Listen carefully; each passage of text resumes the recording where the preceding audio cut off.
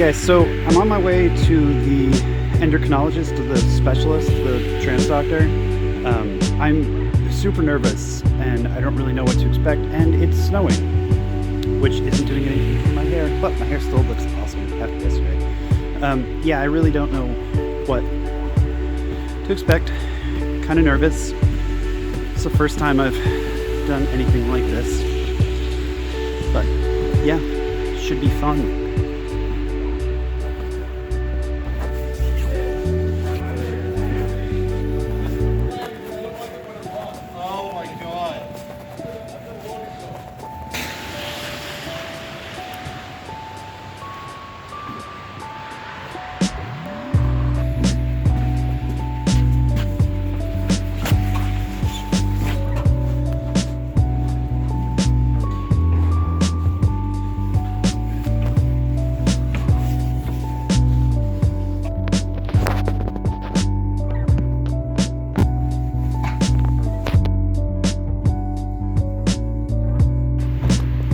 Gave me Spiro.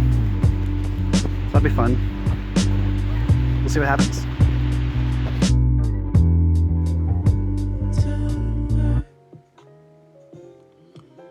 I took my Spiro last night, and I am not yet an androgynous being of pure energy. Being human is stupid. So yeah, I had a big week last week, which I told you guys about a little bit. So it started with, I met my new PCP, actually. That was a little over a week ago, whatever, it doesn't matter. I met my new PCP, and it was kind of stressful because it was the first time that I had sat down and told someone, hey, I'm trans, these are my issues. But she was really, really cool about it. She said she has a handful of trans patients. But she said she doesn't really know enough about hormones and whatnot to do any of that sort of thing, which is fine because I already had an appointment with the endocrinologist, trans doctor person. I don't know. Anyway, so that was great. And then I met with my new counselor. Her name is Holly. She's really nice. She actually has a couple of trans clients. So she is well aware of these types of issues. I feel like I've been dealing with counselors and mental health and whatnot for like most of my life. So it's not new to me to go meet like a new counselor or whatever. However, I kind of feel like, well, okay, so normally it takes me a little while before I get comfortable with someone, before I get to know them, like several sessions. So meeting someone new, I kind of felt like I needed to dive right in to what's going on, which I mean, I probably don't need to, but I kind of feel like I do. And I told her that. I told her that I was a little uncomfortable at first with everything, kind of being like, yeah, I'm trans, let's talk about trans stuff and gender dysphoria, blah, blah, blah.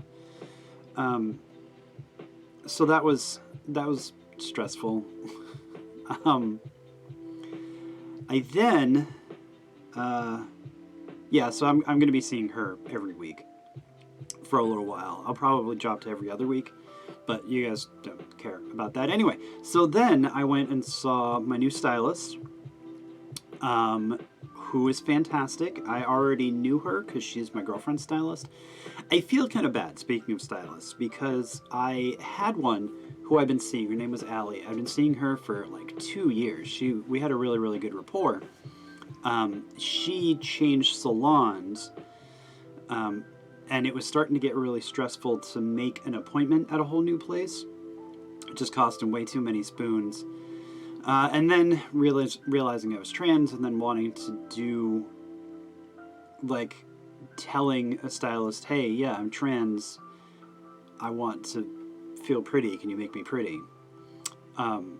Which I would have been comfortable telling Allie that, but to go to a new place with, like, who knows how many stylists around who I don't know, and it was way too stressful. So I talked to my girlfriend's stylist, Riley, who I knew, and she's in a small studio. There's only 2 stations, so it's only her and one other girl there. So I did feel comfortable telling her that, which I think I already told you guys that whole story. But anyway, so I went in, and she and her partner in the salon, whose name I don't remember, were both really nice, and they kind of fawned over me and made me feel really good. They did my hair, as you saw. They Riley waxed my brows, as you saw. I no longer have man brows. It's fantastic. I didn't do my hair today. It's just kind of whatever. But she put a curl in it. Let me turn it this way. She put a curl in it, which is kind of still there. I don't know how well you can see it in this light, but yeah, I love it. And it's not, I mean, it's the same haircut I already had, but I wanted it cut in a way, because like the way it was cut before, it kind of fell in a very masculine sense. Pay no attention to this bread tie that I'm fidgeting with. Anyway, it fell in kind of a masculine way, and what I told Riley is that I wanted the same general haircut, but I wanted it to fall kind of more feminine, which it does now, and I love it. Yeah, so that was that, and then I met with the endocrinologist, I don't know what the hell to call her. I don't know what her specialty is. But she was also really nice.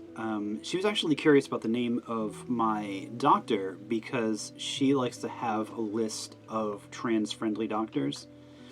Because they aren't always. I seem to have lucked out with this last week of coordinating professionals. And they've all been really supportive and really understanding. I haven't met with any pushback or resistance or transphobia at all, which is weird. I expected to at this point. I'm sure I will, just I haven't yet. So when I talked to her a little bit about my dysphoria, about what's going on with me, she wanted to know what my end goals were.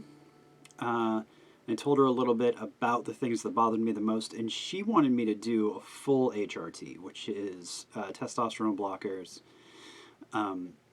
and estrogen for full-blown transition. But I don't know.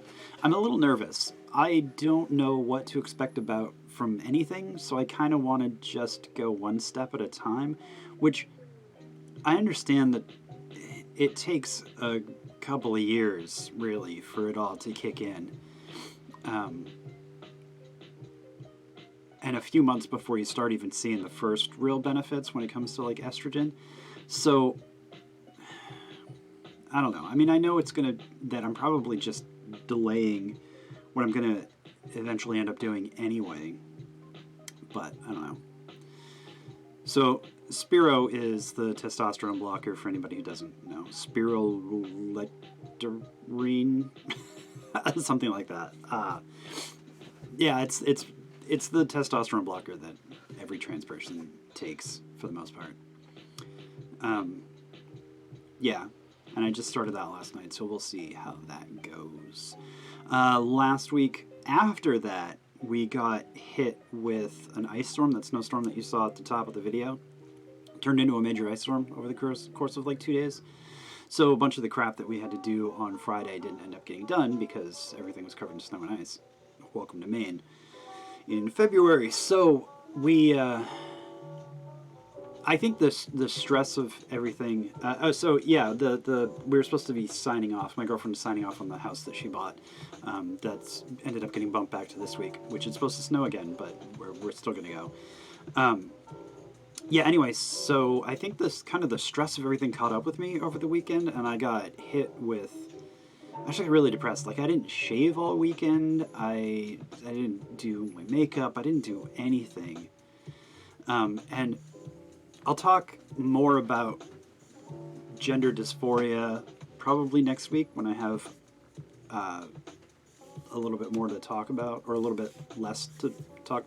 Anyway, I'll probably talk about that next week. But I can feel my facial hair grow, and it's awful, like really bad. And it itches. So it's just, ugh, I hate it. I hate it, I hate it, I hate it. And so since I can feel it growing in, it's a constant dysphoric feeling. So it just feeds into my depression, my disassociation. It's nice to know what causes it. It's nice to know that those symptoms are there, even though sometimes I can't really do anything about it. But anyway, so I shaved today. Finally, it's Tuesday. If you saw my stream yesterday, you would have seen that I was unshaven and just kind of generally blah looking. I didn't do my makeup today, but at least I shaved and moisturized and all that jazz. So, yeah, the depression and whatnot is still a very real thing that happens. Knowing all of this stuff and seeing these professionals and whatnot did not make that magically go away, which would have been nice. If I could press that button trans people talk about, if I could just press that and have it all be over with, that'd be fantastic. I definitely want to talk about the button with you guys at some point, and I'm sure I will. But that is enough rambling for today. I told you guys about my big week. Yeah, so we'll talk more about dysphoria and the button and that sort of thing, because these are all really fascinating topics. And I'll tell you guys a little bit about how dysphoria affected me, and if you're questioning different things that you can look out for as far as how it affected me, and anecdotal evidence that I've heard from other people. I will stop rambling now, and I'll see you guys next week.